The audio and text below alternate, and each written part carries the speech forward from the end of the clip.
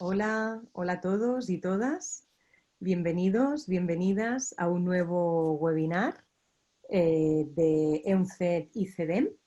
He dicho hola, pero bueno, he dicho buenos días, también buenas tardes, porque también tenemos gente de Barcelona. Son las 6 de la tarde, Barcelona y alrededores, 6 de la tarde, hora Barcelona, y 11 de la mañana, hora central de la Ciudad de México. Para los que no lo sepan, este es el tercer webinar de una serie que iremos emitiendo en directo todos los jueves, aunque lo podrán ver luego publicado tanto en la web de UNCED, de la universidad, como de la empresa CEDEM. Por ejemplo, el webinar de la semana que viene llevará por título Dueñez, liderazgo en la cima y será a cargo de Carlos Dumois. ¿Qué os quería contar? Que UNCED y CEDEM vamos a estrenar un máster conjuntamente este otoño, en noviembre del 2020. El programa es un Executive Master en Ownership Value Creation, del cual daremos más información en unas semanas, ¿de acuerdo? Iremos contando cositas también los jueves desde los webinars. ¿De qué vamos a hablar hoy?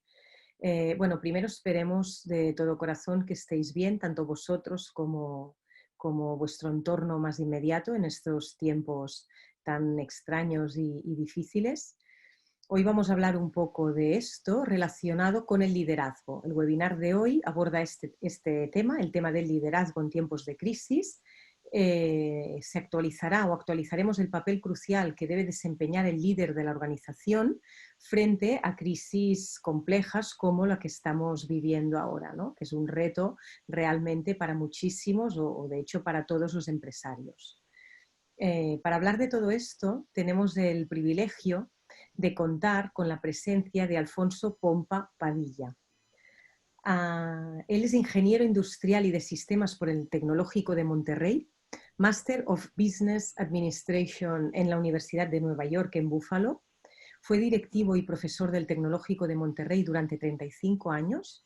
En este tiempo ocupó puestos de dirección general en diferentes campus de la universidad. También tuvo crisis importantes que gestionar desde allí y actualmente es secretario de Innovación, Ciencia y Tecnología del Estado de Jalisco. Buenas tardes, Alfonso. Buenos días para ti, buenos días. Para mí son las tardes, pero para ti es buen día.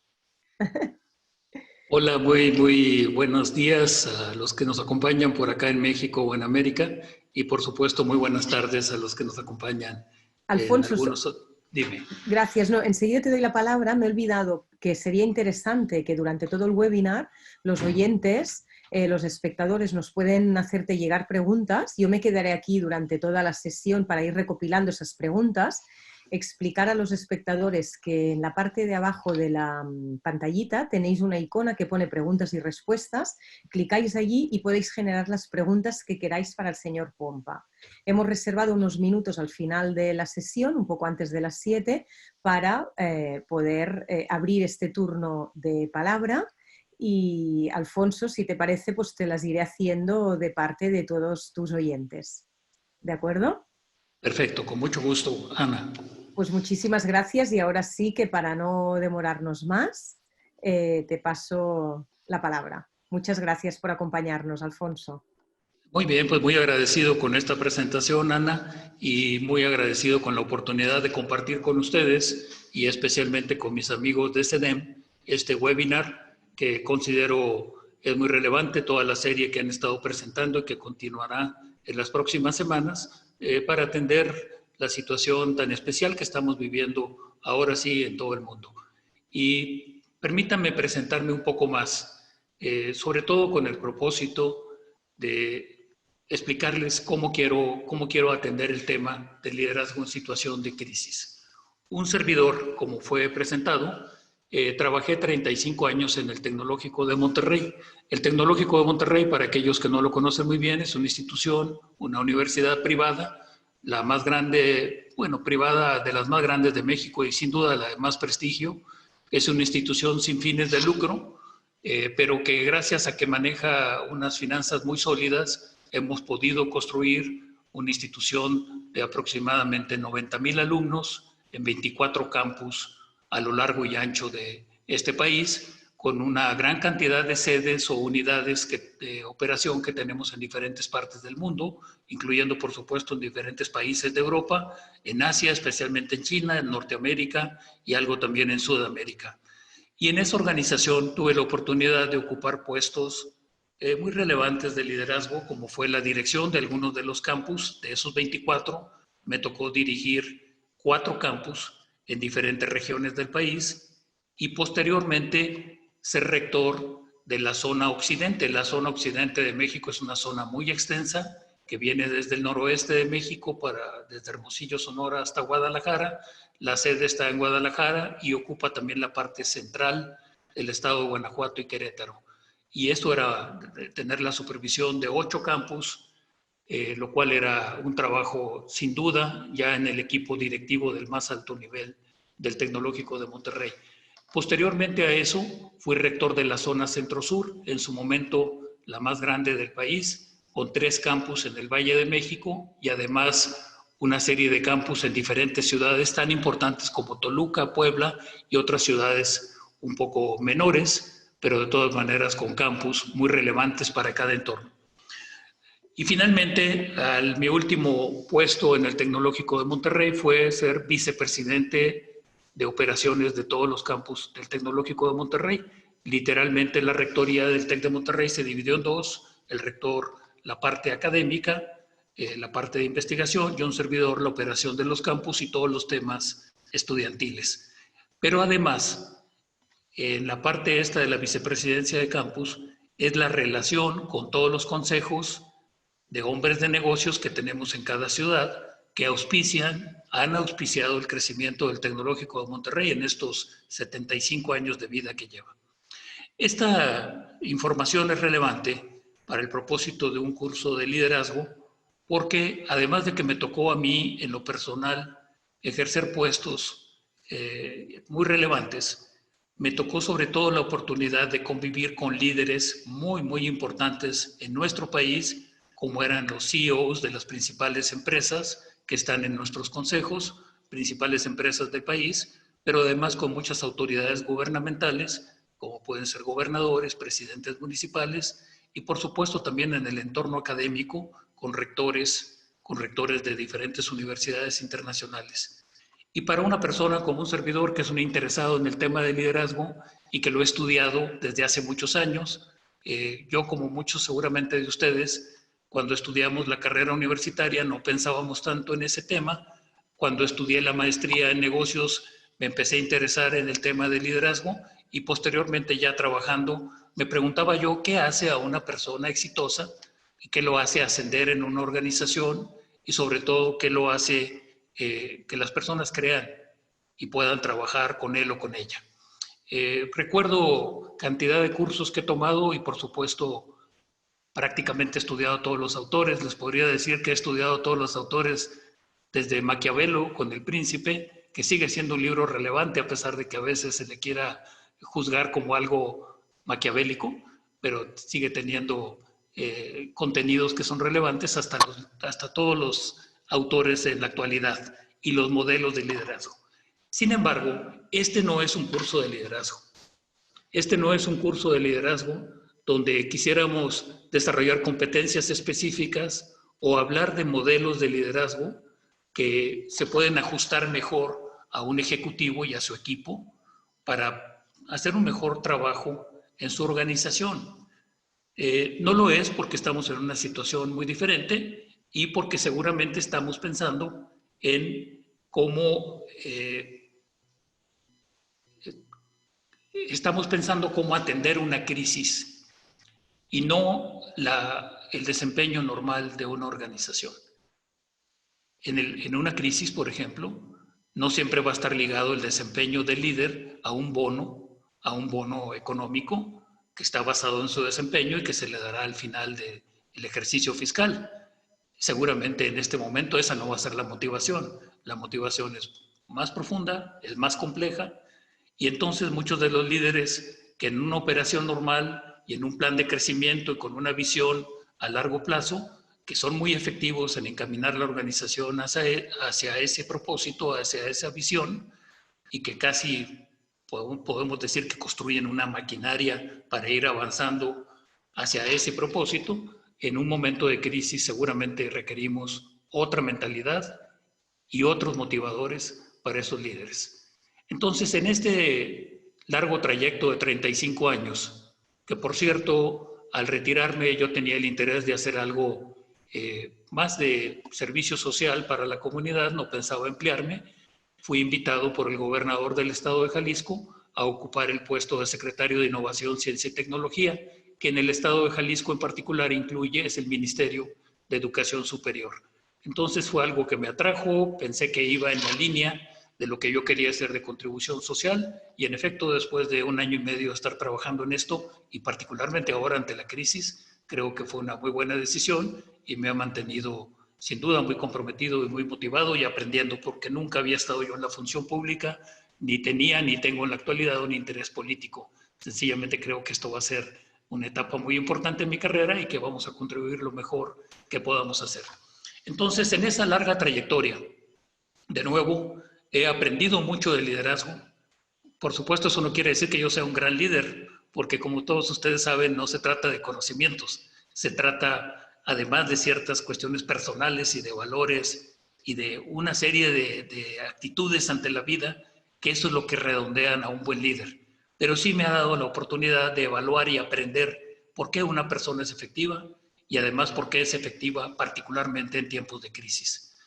Y yo diría que el título de esta primera lámina, Cuando el deber llame, ¿quién dará un paso al frente? Estamos hablando precisamente de un líder que a lo mejor no se ha considerado él o ella a sí mismos como un gran líder, pero al momento de tener una crisis da un paso al frente y va a ser una aportación sumamente relevante para poder surgir de esa crisis. Hablando de crisis, todos nosotros creo que hemos vivido una buena dosis de crisis. Entre más años tengamos, seguramente hemos vivido muchas más crisis. Y particularmente en México no nos han faltado crisis. Les puedo decir que tenemos una larga historia de crisis económica o de crisis por desastres naturales y ahora esta que es sumamente global. Yo recordaría la primera que me tocó a mí vivir en 1976, cuando después de muchos años de mantener una paridad peso-dólar de 12.50, casi 20 años, la gente ni siquiera sabíamos qué significaba una devaluación. Repentinamente sucedió la primera devaluación de nuestro tiempo, que llevó al peso a una relación de 22.50 contra el dólar, pasando de nuevo de 12.50. Imagínense la disrupción en toda la actividad económica. Y podríamos decir que ahí inició toda una etapa muy difícil para México, para Latinoamérica, de toda la década de los 80, que incluso se llamó por algún autor la década perdida, por los periodos inflacionarios tan tremendos que vivimos. En México llegó a ser del 160% anual. En 1982 fue la nacionalización de la banca en México y recuerdo como si fuera ayer cuando el presidente, de una manera aparentemente muy gallarda, reclamó a la iniciativa privada y a los banqueros su saqueo a la nación y promulgó, hizo el decreto para la nacionalización de la banca. Una crisis que se agravó por eso y con la que tuvimos que vivir todos los años 80. ¿Qué hacíamos en ese entonces cuando teníamos inflaciones del 180%, 160% anual y la paridad de la moneda cambiaba de tal manera que, nomás para darles una idea, el día de hoy en México el equivalente entre el peso y el dólar es 24 pesos. Nomás que se nos olvida que en aquellos años se le quitaron 3 ceros al peso. En realidad entonces sería ahora 24,000 pesos por un dólar. De ese tamaño ha sido la disrupción financiera que hemos tenido en estos años, desde el 76 hasta la fecha. No me quiero detener demasiado en las crisis porque seguramente todos hemos tenido las nuestras y de alguna manera los que ya han estado en algunas crisis anteriormente seguramente recuerdan y seguramente están en cierta manera dispuestos mentalmente para poder soportar una crisis, pero hay gente que en los últimos 20 años básicamente no había vivido una crisis importante y ahora se enfrentan a una de las más complejas que me ha tocado a mí y seguramente a todo el mundo vivir. Mencionaría rápidamente la del 85 y la del 2017 que tenemos ahí en verde, porque el 85 fue un gran sismo que devastó a la Ciudad de México y que fue un problema no solo para la Ciudad de México, sino de nuevo para las finanzas de México. Y el 2017 fue otro sismo muy importante que a mí me tocó vivir prácticamente carne propia, siendo todavía directivo del Tecnológico de Monterrey, porque en ese sismo, que fue terrible, no fue tal vez de la magnitud del impacto del 85, del sismo del 85, porque ya los estándares de construcción en la Ciudad de México habían sido muy reforzados, pero sin duda la magnitud del sismo fue mayor que la de 1985. Y en uno de nuestros campus, que es el segundo más grande del Tecnológico de Monterrey, sucedió que ante la oscilación que tuvieron los edificios, se cayeron algunos puentes y en ese proceso quedaron atrapados y fallecieron 5 de nuestros estudiantes. Una crisis que por sí misma es muy triste y es una crisis muy real. El solo hecho de tener a 5 estudiantes que fallecieron ante una institución que tiene la confianza de los padres de familia, que tiene la confianza de los alumnos y de la comunidad, es muy difícil de manejar. Sin embargo, se manejó, yo diría, razonablemente bien, pero no acaba ahí el problema y la magnitud de la crisis. Realmente llegó un momento en los primeros días de esa crisis que nos dimos cuenta que ese campus no podría mantenerse de pie tal como estaba, que tendríamos que demolerlo y que tendríamos que crear un nuevo campus con estándares de construcción todavía más modernos y más robustos.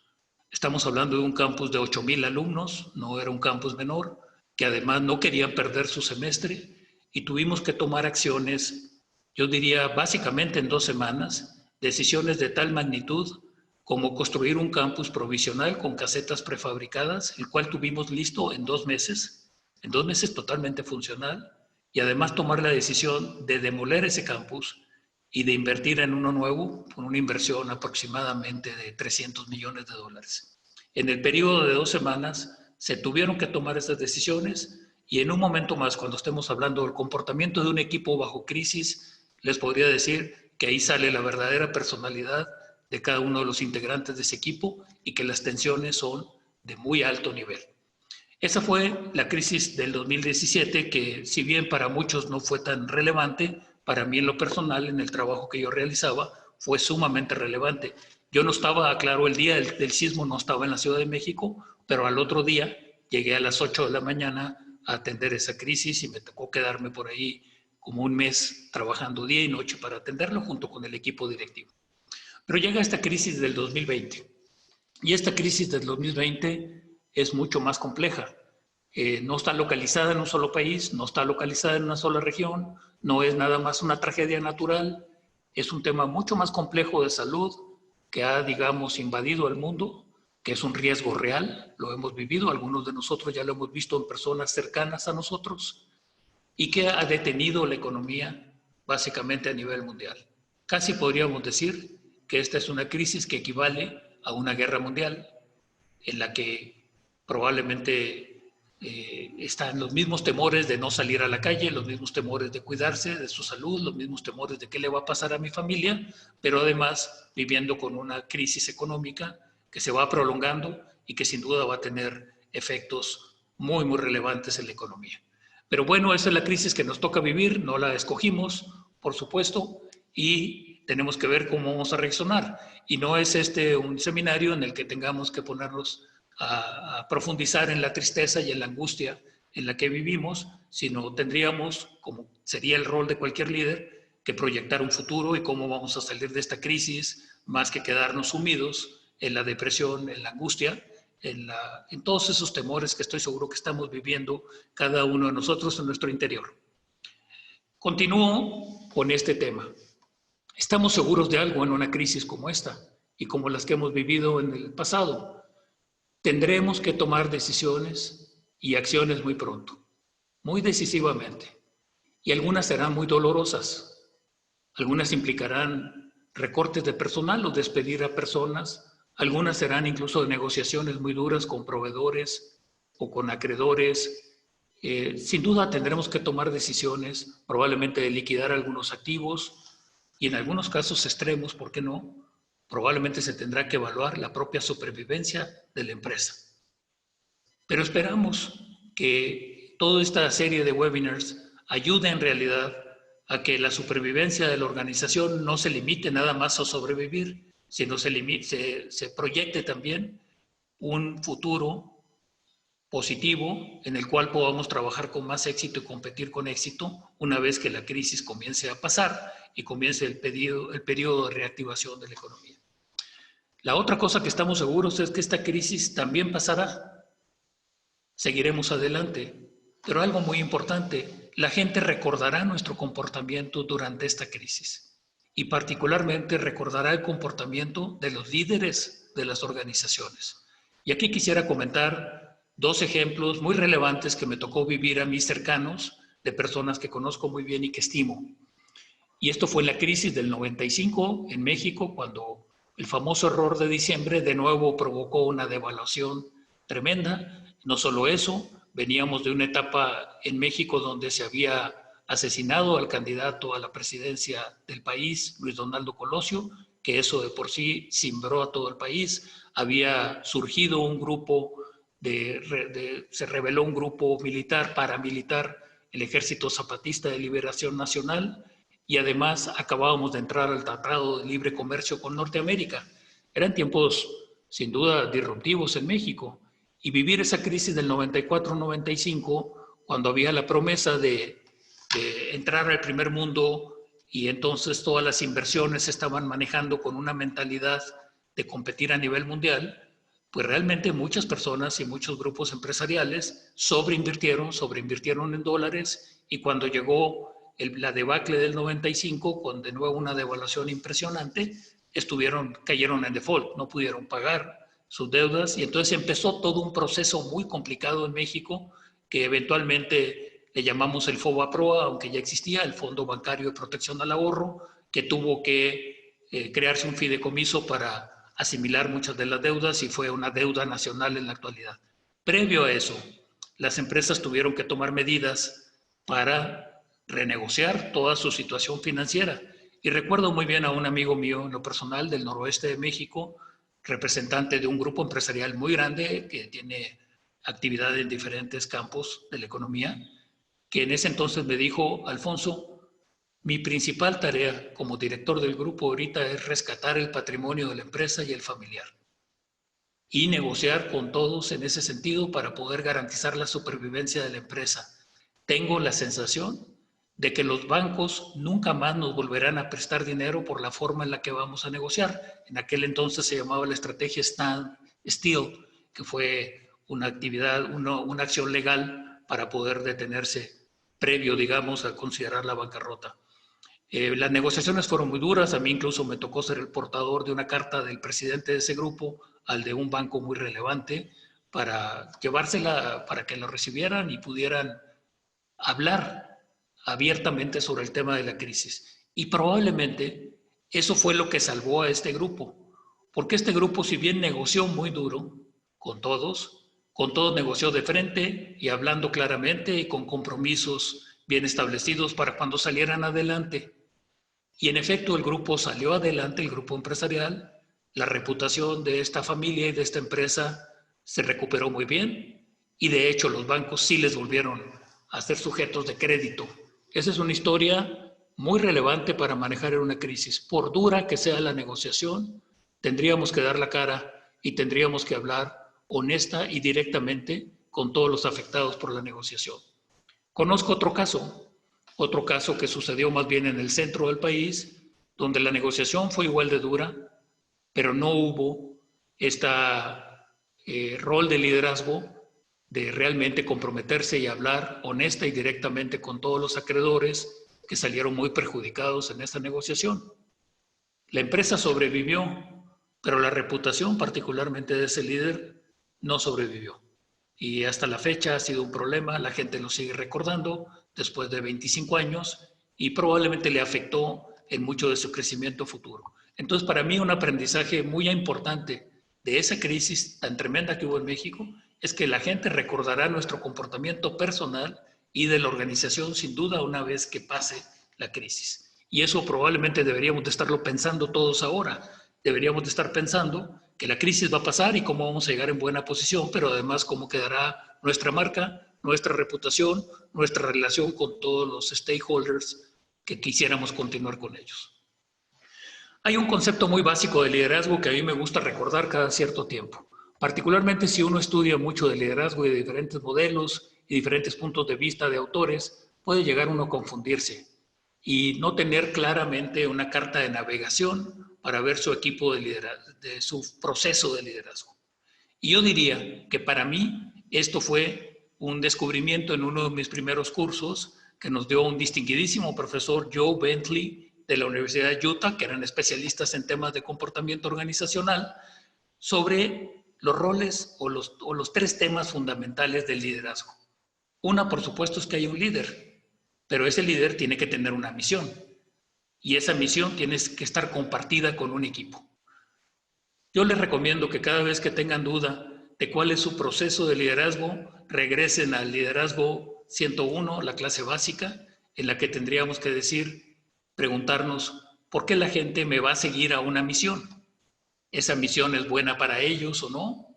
¿Hay algo al final de esa misión que los motive? Típicamente, en una situación normal, podría ser el sueldo, podría ser la oportunidad de crecer profesionalmente, podría ser si tienen acciones de la corporación, podría ser la realización personal y profesional de crecer, pero eso lo tendríamos que estar pensando constantemente, porque si no, ¿por qué nos va a seguir un equipo en la búsqueda de una misión? Y cuando estamos hablando de una crisis, bueno, es difícil presentar un panorama muy optimista. Es difícil mantener la motivación ligada a bonos económicos de desempeño. Pero seguramente, si el proceso de liderazgo fue bien manejado y es bien manejado en la crisis, entonces todos compartiríamos un espíritu de combatir el enemigo común. El enemigo común es la crisis y el riesgo es que perezcamos como organización. Entonces, en una grave crisis, yo creo que tendríamos que preguntarnos incluso quién es el mejor líder ante la crisis. Si necesariamente el actual o el dueño principal de la empresa es el que debería estar como actor protagónico en la crisis. Por cierto, en esa crisis que tuvimos en Ciudad de México, encontramos que el directivo de más alto nivel de ahí de la Ciudad de México era la persona adecuada para conducir la crisis y toda su comunicación con los medios. Y eso fue una buena idea. Independientemente que él me haya reportado directamente a mí, él era la persona que daba frente y era muy hábil para eso y fue muy hábil para manejar todo el equipo para seguir adelante y resolver el problema. El líder debería de tener una credibilidad, empatía, capacidad de toma de decisiones bajo incertidumbre, que va a haber mucha incertidumbre, y debería de poder alinear a un equipo y unirlo en pro de esta misión. ¿Qué haremos para sortear la crisis? Bueno, pues tendríamos que cuidar algo de lo más importante que tiene una empresa, que son sus clientes. Nuestra marca, nuestra reputación, los activos más importantes y, por supuesto, el esfuerzo por sobrevivir primero que nada. Y el equipo, deberíamos de entender que el equipo es un equipo muy amplio, particularmente en las empresas familiares, como son la mayoría, pues son todos los asociados, los miembros de la familia, que seguramente estarán viviendo angustias muy particulares, son los colaboradores y en cierta manera es parte de nuestro equipo toda la cadena de valor, de proveedores, de acreedores, distribuidores, deudores que están con nosotros y que también están pasándola mal. Ese equipo, si bien es muy extendido, muy amplio, dentro de ese equipo hay personas clave que son las que acompañarán al líder para salir de la crisis. Y en general, en todos los expertos coinciden en que debe haber un equipo compacto de manejo de la crisis que tenga de alguna manera la capacidad de vertebrar todas las decisiones y acciones que se tomen a lo largo y ancho de la organización. En la crisis tendremos que la misión es establecer algunas prioridades y poder hacer un balance entre objetivos en conflicto. Tal vez la primera decisión, y dependerá mucho de la situación de cada una de sus organizaciones, es realmente si puede sobrevivir o no. Yo esperaría que la mayoría de los que están atendiendo este seminario sí tengan, por supuesto, las posibilidades no solo de sobrevivir, sino además de, en esta coyuntura, tratar de salir fortalecidos y con buenas perspectivas para el futuro. Pero seguramente habrá algunas que no podrán sobrevivir o que no podrán sobrevivir intactas tal como están ahorita. Y entonces tendrían que tomar decisiones especialmente difíciles. Decisiones que a veces están en conflicto con algunos principios o valores y con incluso la integridad de la empresa. Pero creo yo que deberíamos de también enfocar, y esa sería una característica muy importante de un líder para manejar la crisis, no solo el tema de sobrevivir, sino cómo renovarse, reinventarse y construir una nueva visión. Déjenme comentarles, por ejemplo, que en la crisis en México actual del coronavirus, del COVID-19, a mí me ha impresionado el desempeño del gobernador de Jalisco, y no lo digo nada más yo como parte integrante de su equipo o por darle coba. Ha sido reconocido por la comunidad en general y en el país, porque se tuvieron que tomar decisiones bajo incertidumbre y fue el primer estado en tomar estas decisiones que probaron ser además muy oportunas. Sin embargo, para un político, tomar decisiones con tanta incertidumbre, con escasez de información, con mucha ambigüedad, es un riesgo político muy alto. Sin embargo, tomó esas decisiones y ha probado ser muy adecuado, y de hecho el número de fatalidades en un estado de 8 millones de habitantes va del orden de 30 fatalidades, que son muy tristes, pero se ha podido evitar una verdadera catástrofe en ese sentido. Pero no solo estamos viviendo eso, de jugar, como diríamos, a la defensiva y tratar de asegurar que no tengamos un contagio mucho mayor y contener lo más que podamos la crisis económica, que ya está creciendo a un grado verdaderamente alarmante de preocupación por mucha población que ha perdido su empleo o su fuente de ingresos.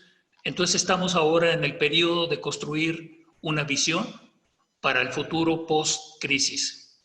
Y esa es una habilidad muy especial de un líder también, poderse sobreponer a las urgencias que lo presionan de tal manera para poder construir una visión que de alguna manera pase de jugar solamente a la defensiva a empezar a construir un nuevo futuro. Y una recomendación: prácticamente toda organización que he conocido en lo personal, y el TEC de Monterrey no era la excepción, tendemos a engordar en los tiempos normales de operación. Cuando una empresa va creciendo, cuando tiene buen flujo, cuando tiene márgenes, tiende a engordar en el número de personas que colaboran, en los proyectos que acomete, incluso en proyectos que se quedaron de alguna manera, que ya no son relevantes, pero que no hemos querido cancelar porque hay intereses creados. Hay todas las razones para que una organización tenga ineficiencias, lastres, áreas de oportunidad.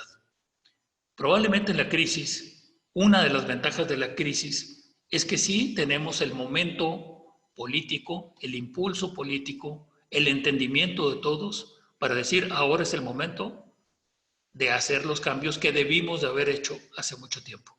Y particularmente en la política, en la función pública, en un aparato de un gobierno estatal que típicamente es muy, muy, muy grande, hay oportunidades. No más que políticamente no siempre tienen el respaldo de las diferentes fuerzas políticas y de grupos de interés. Ahora, ante la crisis, estaremos planteando sin duda una serie de ideas para tratar de renovar el gobierno de Jalisco y tratar de hacer un gobierno más efectivo, un gobierno probablemente más ligero, y que entonces los recursos los inyecte más en programas de crecimiento y de desarrollo para la población.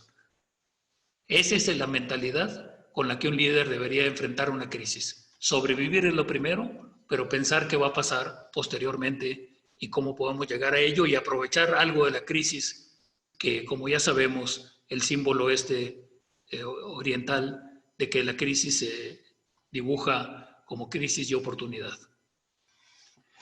Yo, como líder, tengo que ponerlo en lo personal, tengo que hablar de mí, no es alguien, es yo, aunque no sea el líder único, aunque yo no sea el líder máximo.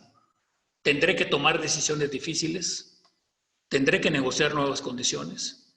Mi principal rol es, dentro de una crisis, es motivar a mi gente, generar optimismo y confianza, Casi quisiera pensarlo como esos episodios de guerra donde en los momentos más álgidos, en una trinchera o en un sitio militar, el líder, el comando, el comandante, es capaz aún así de motivar y de establecer el orgullo y la capacidad de salir adelante. En cierta manera es eso lo que se necesita de un líder en una crisis.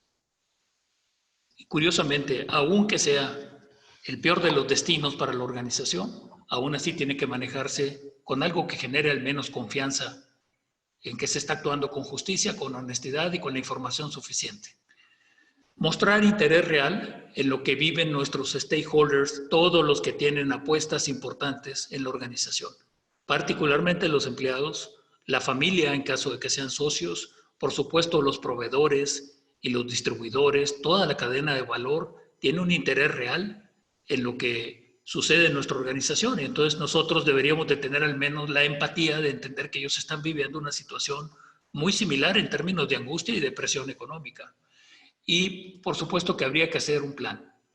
No podemos trabajar sin un plan. Seguramente es un plan sencillo, es un plan concreto, es un plan relativamente a corto plazo, cuando menos para pasar una crisis que no sabemos si va a durar un año, si va a durar medio año, pero al menos yo creo que el horizonte de planeación de esto debería de tener un horizonte muy a corto plazo en los próximos 3 meses y seguramente todo el año que entra también, del 2021, que esperamos que empiece a haber una recuperación económica.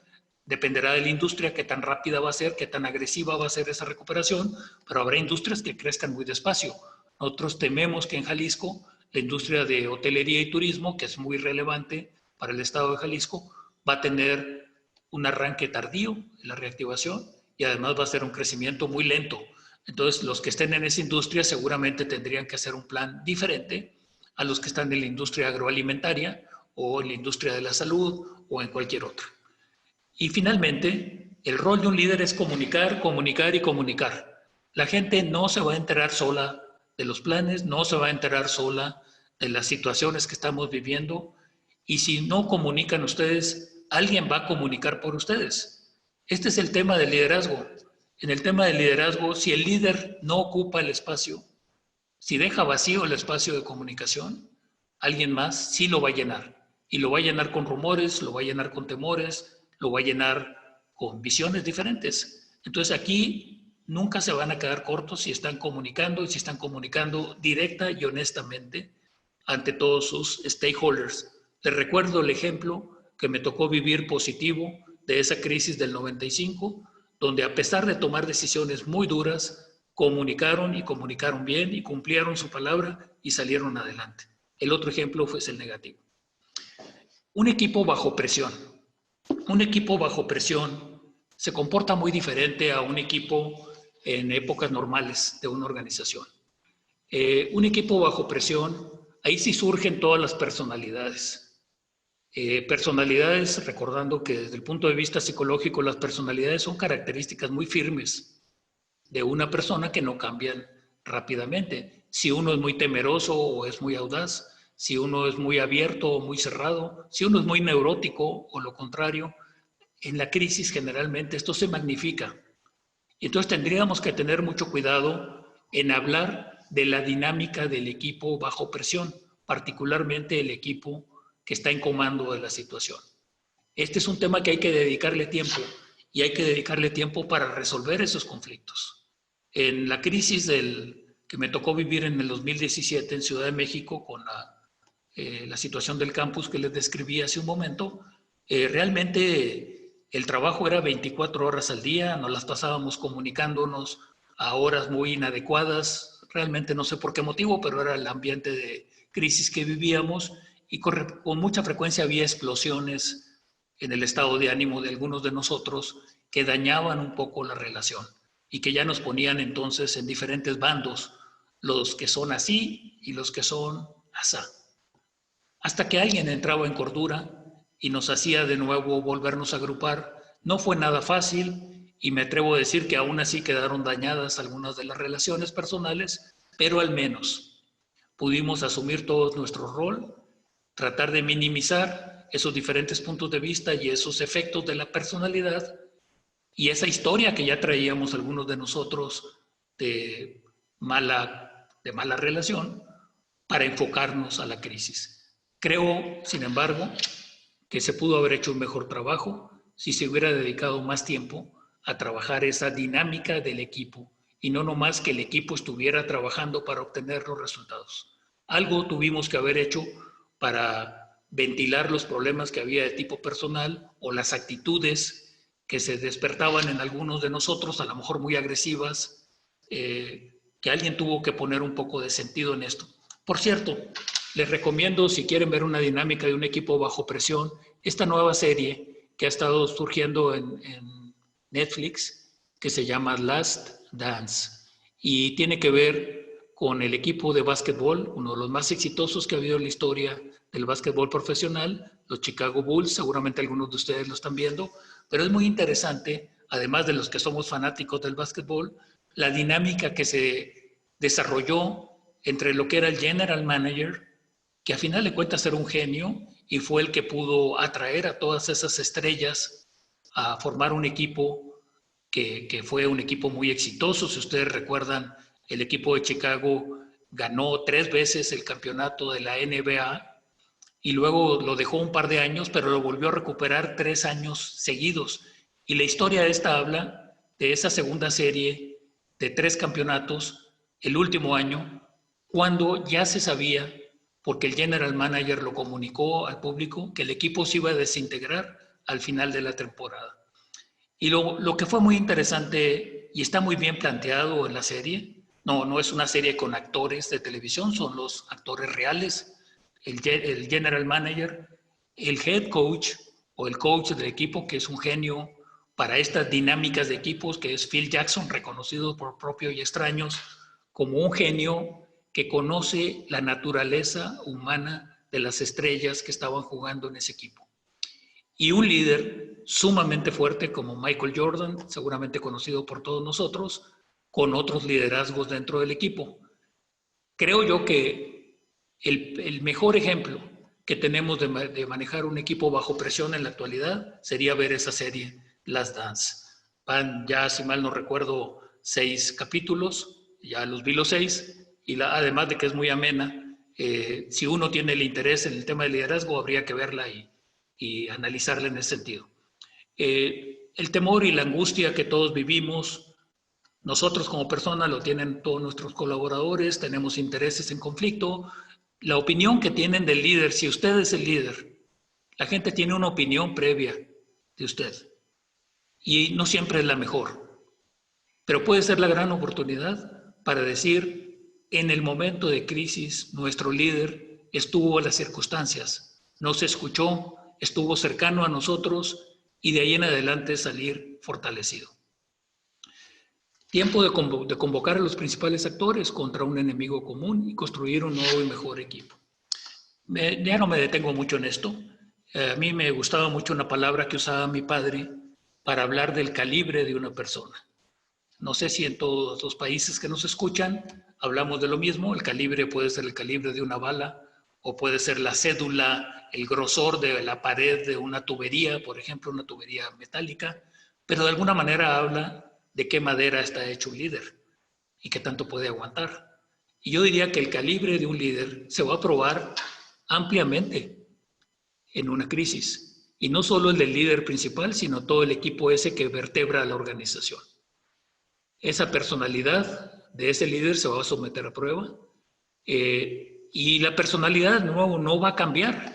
Lo único que puede hacer es que sea muy consciente de sus temores, de su falta de apertura a ideas y que esto lo haga de alguna manera tratar cuando menos en la crisis de funcionar un poco diferente o formar un equipo complementario.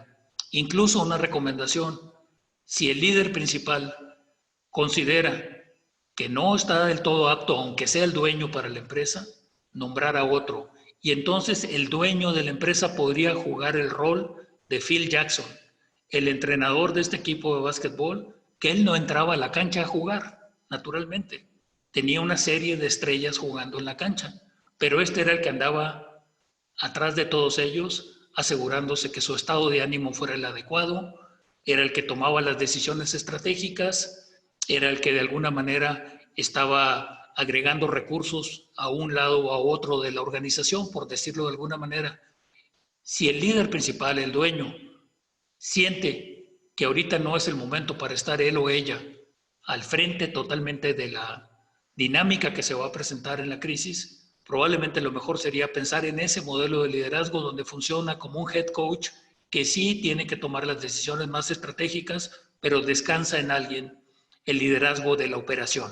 Sería el equivalente a hablar del coach Phil Jackson y de Michael Jordan dentro de la cancha, porque el general manager ya había quedado rebasado. En fin, es una analogía un poquito burda y diferente a la que sucede en las empresas, pero hay algo que aprender.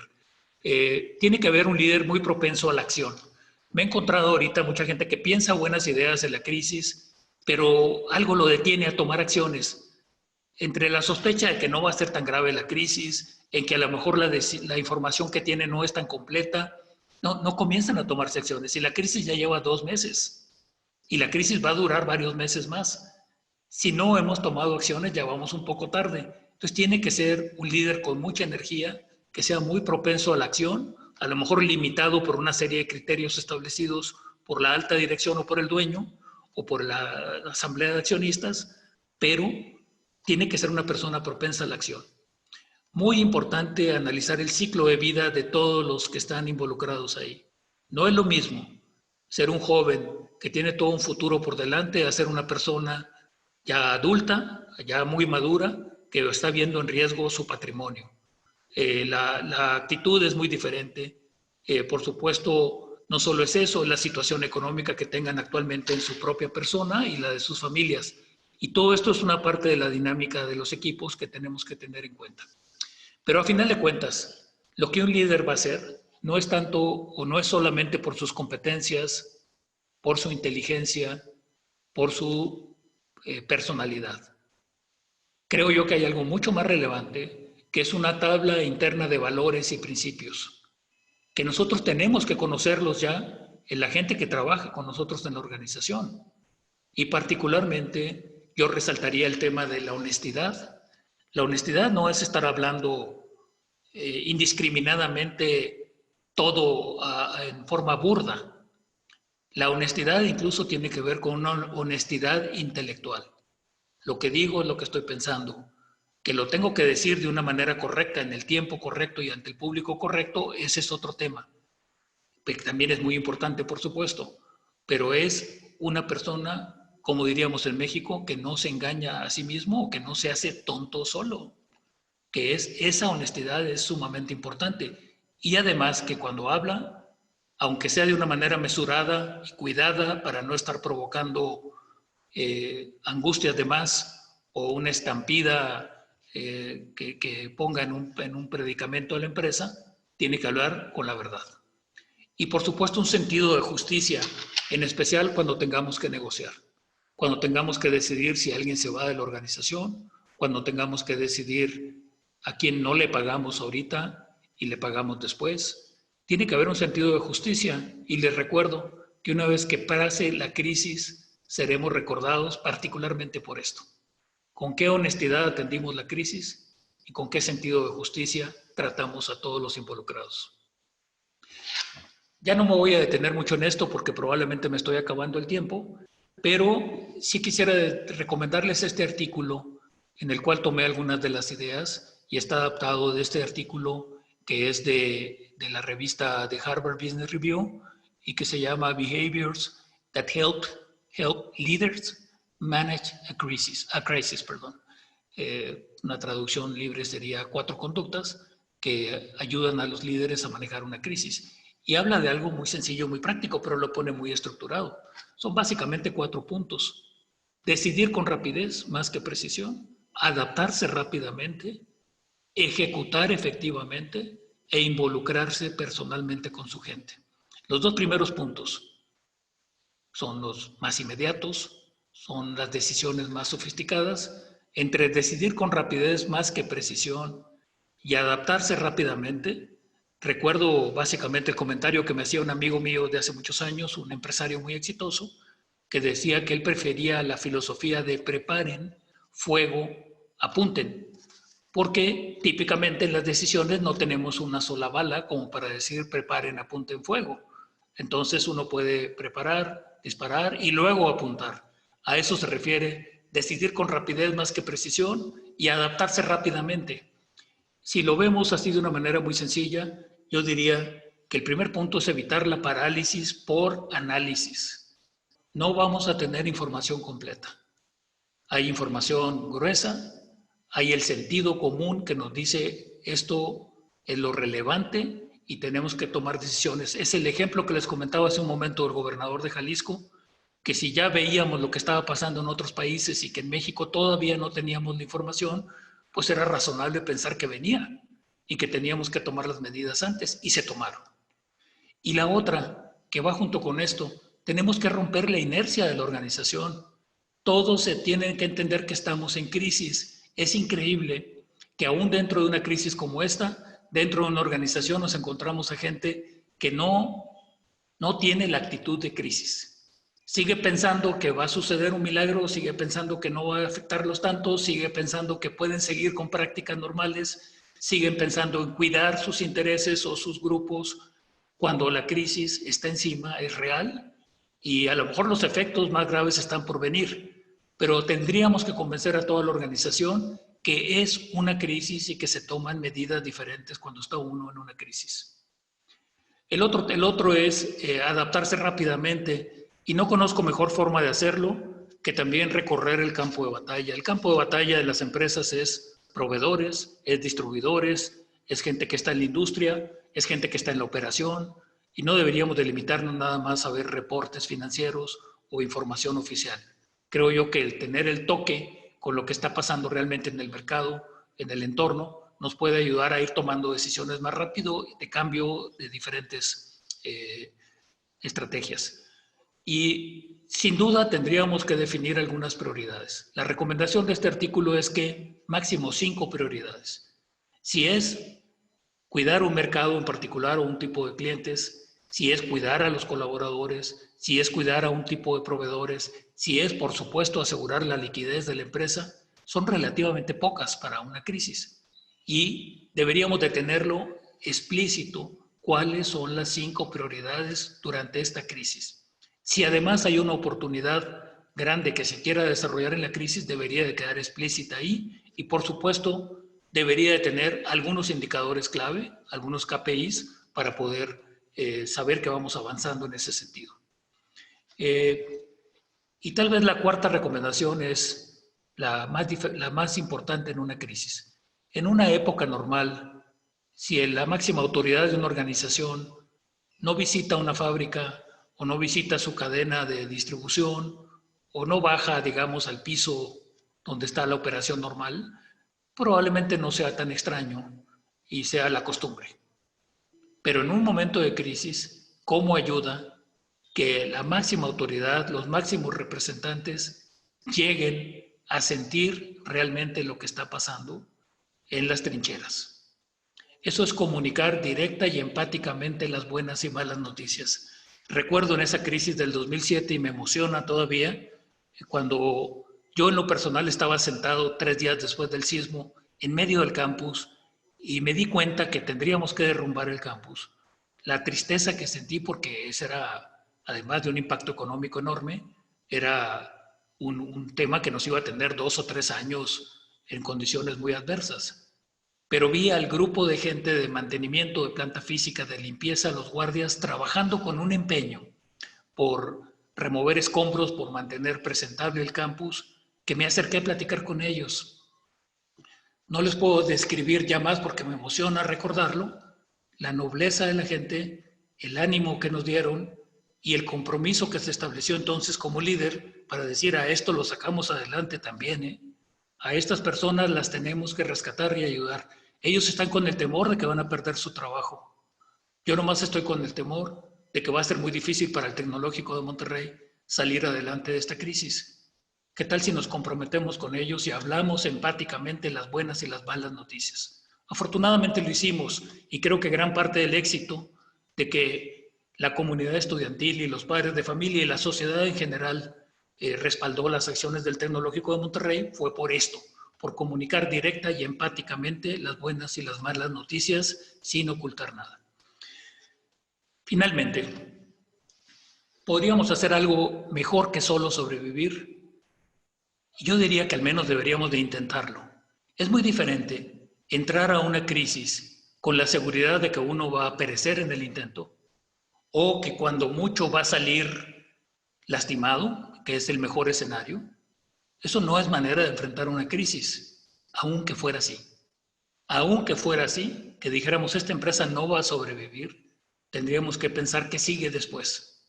¿Qué sigue? Porque tampoco podemos abandonar un proceso de cierre o de liquidación. Tendríamos que hacerlo lo mejor posible y seguramente rescatar algo para seguir adelante. Pero el pensamiento correcto dentro de una crisis, que le sirve a uno en lo personal para motivarse y para motivar a todo el equipo y dar un optimismo que es necesario para que una organización salga adelante, para que un ejército gane una batalla o para que un equipo de básquetbol gane por segunda vez un tricampeonato en una liga tan competida, tenemos que poder pensar en un futuro mejor. Esa es la ilusión, la esperanza que a todo mundo nos alimenta. Y ahí yo les recomendaría pensar en reinventar. Lo que ya comenté hace un momento, siempre tenemos la posibilidad de mejorar. En una crisis la ventaja que tenemos es que todos estamos conscientes que es el momento de tomar decisiones. Y algunas decisiones que antes podrían haber estado sujetas a diferentes opiniones, de reducir esto, de cambiar aquello, ahora es el momento de hacerlo. Es como, creo que era Mike Tyson el que decía, el boxeador aquel, que todos tenemos una estrategia cuando nos subimos al ring, que se acaba esa estrategia al momento de recibir el primer trancazo en medio de la cara. Entonces sí se aclara el entendimiento. Si estamos en una crisis, pues recibimos ya golpes muy fuertes. Entonces tendríamos que tomar otra estrategia ahora que tiene que ver con reinventarse. Y les recomiendo, sin duda, todos los temas basados en la tecnología. Probablemente muchos de nosotros somos más conscientes ahora que nunca, que qué bueno hubiera sido tener ya muy desarrollado todo el trabajo a distancia, qué bueno hubiera sido tener una comunicación directa con toda nuestra comunidad de clientes y proveedores, de tal manera que hubiéramos podido seguir en comunicación y tener acceso a ellos constantemente. Qué bueno hubiera sido tener algunos procesos de fabricación más automatizados. Entonces el tema de la tecnología ahora sí nos quedó claro que es muy importante y les puedo asegurar algo, esta no va a ser la última crisis que vivamos, o financiera, o de algún tipo de desastre natural, o probablemente otra pandemia. Entonces es el momento de pensar en cómo vamos a reconstruirnos y seguramente el uso de la tecnología va a ser muy valioso. El modelo de negocio puede ser totalmente cuestionado en este momento y enfocarse de nuevo con una nueva visión en algo que sea más positivo. Y todo el tema de alianzas, de hacer network, ahí nos faltó una R, o conectar, es el tema de la actualidad. Básicamente se habla que ahora la economía compartida es el tema fundamental y bueno, en un mundo como este, la gente está muy dispuesta a colaborar en estos tiempos. Me faltó decir eso de la crisis que vivimos en el Tecnológico de Monterrey del 2017. Quedamos agradecidos de por vida con todas las demás universidades que en cierta manera podríamos haber considerado competidoras del TEC de Monterrey, que tenían una muy buena relación, pero a final de cuentas competíamos por algo, por un estudiante talentoso, por profesores talentosos, como prestigio de institución. Todas acudieron a ayudarnos, todas, con diferentes formas. Nos prestaron instalaciones, nos ofrecieron recibir a nuestros alumnos y que en el futuro tuviéramos una reciprocidad nosotros con ellas. Todas acudieron a nuestro auxilio. Eso, créanme, que nos ayudó a nuestra industria, si le puedo llamar así, de la educación superior en México, a estrechar lazos y a trabajar de una manera mucho más colaborativa, que con frecuencia no lo hacemos. Pensamos que los competidores son enemigos. Acabo de estar en Nueva Zelanda, un país muy único, una isla muy aislada, valga la expresión, por lo pequeña, por lo lejana. Y lo más sorprendente de Nueva Zelanda para mí fue el ánimo de colaboración con todos los que podrían ser considerados competidores. esta persona produce cerezas y esta persona produce cerezas, comparten todo su conocimiento, todo su know-how, porque saben una cosa, saben que ellos compiten a nivel mundial y saben que quieren tener las mejores cerezas del mundo y la mejor forma de producirlo. Y lo mismo pasa en la producción de borrego, lo mismo pasa en la producción de leche y en todo lo que exporta Nueva Zelanda. Allí hay una gran oportunidad. Tenemos que conectar, tenemos que hacer network, tenemos que hacer alianzas y entender que todos tenemos algo que otros necesitan, aunque tuviéramos que llegar a una especie de economía de trueque. Ya para terminar, quisiera comentar que lo que a mí me ha tocado ver es que el liderazgo no viene nada más de la inteligencia y no viene nada más de capacidades que se desarrollaron a través de cursos o de lecturas. Ciertamente tampoco es de una conferencia inspiradora que a los pocos días se olvida. Es algo que viene mucho más de adentro de una persona. En realidad sale del interior, ese deseo de transformar, ese deseo de aportar, ese deseo de guiar, ese deseo de llevar a un final feliz y ese compromiso de llevar a un final feliz a una organización, a un país o a un estado. Y eso es lo que seguramente a ustedes los tiene ahorita motivados y preocupados. Yo pensaría que ese es el valor real de una persona. A veces, producto de las películas, nos imaginamos un acto heroico que hicimos en un impulso de adrenalina. Cuando íbamos pasando por la orilla de un lago, una persona estaba a punto de ahogarse y nos lanzamos al agua y de una manera muy gallarda lo rescatamos y nos sentimos muy orgullosos por haber tomado una acción heroica que fue más bien producto de la adrenalina.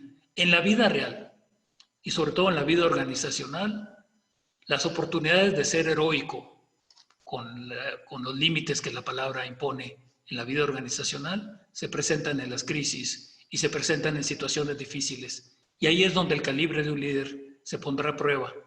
Y ahí es donde ustedes darán el tamaño de sus capacidades. Y algo más importante que nada, así como les digo que la gente recordará cómo actuamos en la crisis, lo más importante es que nosotros mismos recordaremos cómo actuamos en la crisis. Estoy seguro que ustedes van a actuar muy bien. Y finalmente esa frase de Nelson Mandela, que tus elecciones reflejen tus esperanzas, no tus temores. Muchas gracias.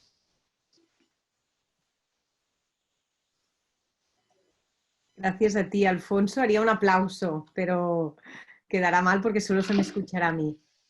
Creo que han estado, tengo la sensación, todo el mundo como muy atento, porque han aparecido ahí las preguntas.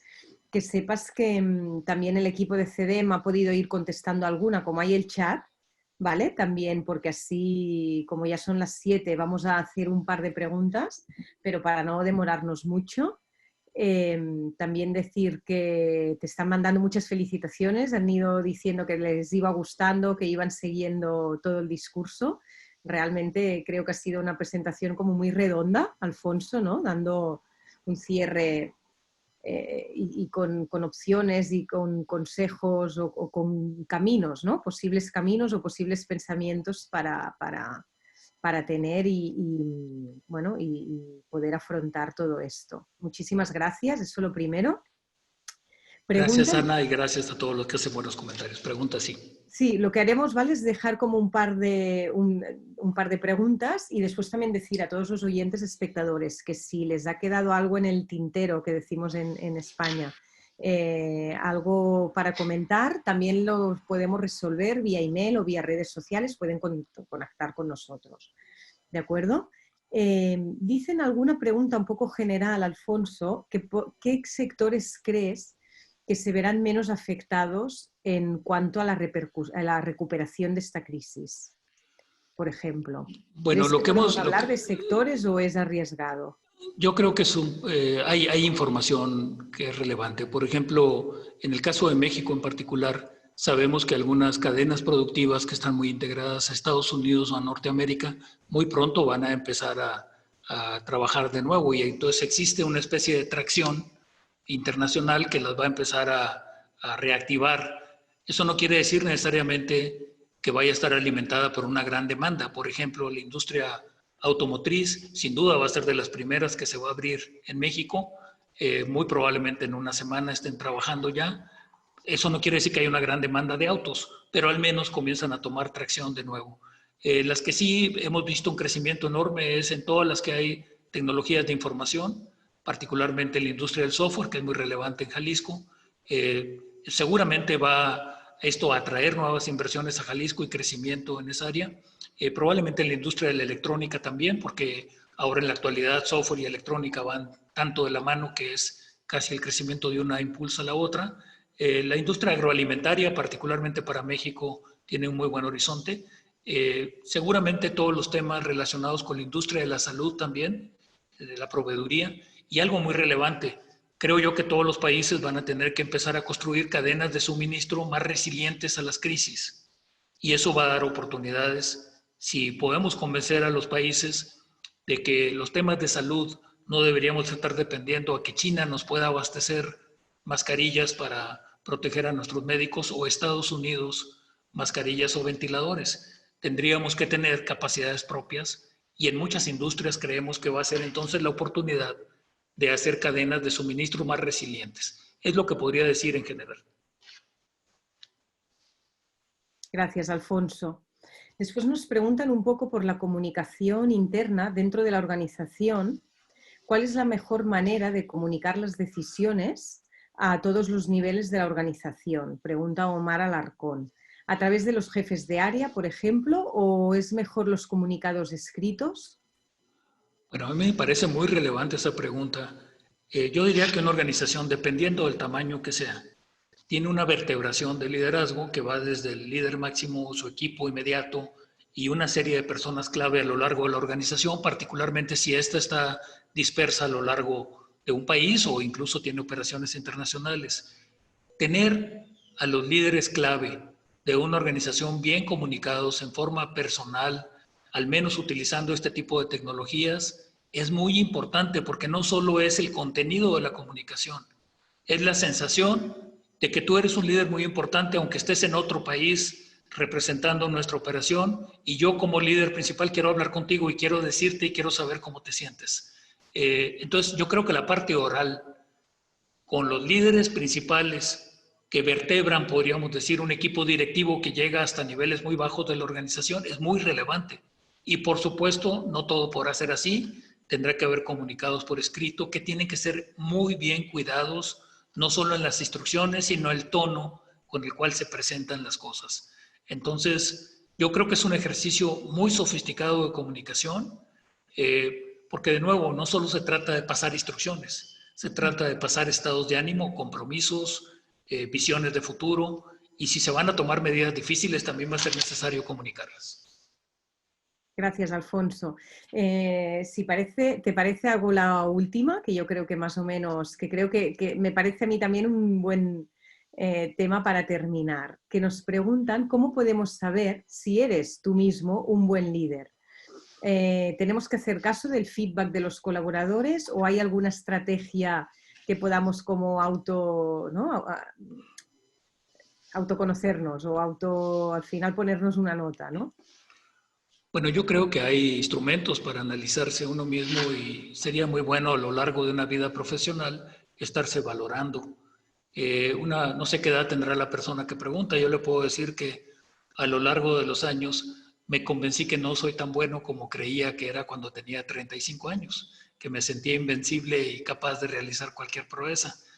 Pero eso no me hizo menos buen líder, me hizo yo creo que ser más abierto a las ideas de otros, un poco más empático, a lo mejor un poco más prudente también, era más arrojado en aquel entonces. Es un proceso continuo de formación de liderazgo que implica valoración profesional, pero también implica de alguna manera un proceso de reflexión personal. Pero ante todo le diría, en una crisis es más importante el decir yo quiero hacer la diferencia. No le hace que no sea tan buen líder, o que no esté tan completo, o que tenga algún déficit en algo. El que da un paso al frente, ese va a ocupar una posición de liderazgo, sobre todo si resuelve, aporta, contribuye. Esa es la mejor manera de medirse y yo diría no nos detengamos en una crisis a cuestionarnos demasiado, hagamos lo mejor que podamos. Gracias, Alfonso. La verdad, quiero como transmitirte, me gustaría leerte todos los mensajes que te dan las gracias. Alguien dice que le has abierto nuevos esquemas para afrontar decisiones y reorganizaciones. Ah, mira, quien te había hecho esta última pregunta contesta la edad, 33 años. Ya es Bueno, más o menos la que tú decías cuando te creías invencible. es que recuerdo, en ese fue mi primer puesto directivo de alto nivel, era director del campus Saltillo a los 33 años y créanme que me sentía capaz de todo. Además tenía un equipo fenomenal, alguien de ese equipo está aquí presente también ahorita y era un equipo fenomenal. Pero bueno, a la vuelta del tiempo uno entiende que no eres tan bueno. Ahora en particular disfruto muchísimo trabajar con gente muy joven, brillante. Y eso de veras, ahora sí me siento una especie de Phil Jackson, aprovechando el talento de otros y aportando lo que puedo.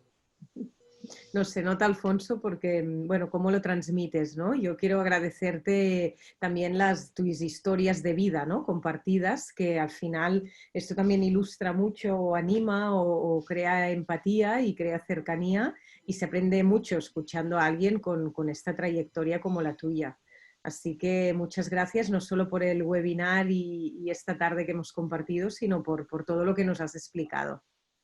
Gracias, Ana, gracias a todo el público y muchas gracias a Carlos Dumois y a todo el grupo de CEDEM por invitarme y porque hemos colaborado por muchos años y vamos a seguir colaborando con el mismo entusiasmo. Gracias. Gracias, Alfonso, y gracias a todos. Nos vemos el jueves que viene con otro webinar.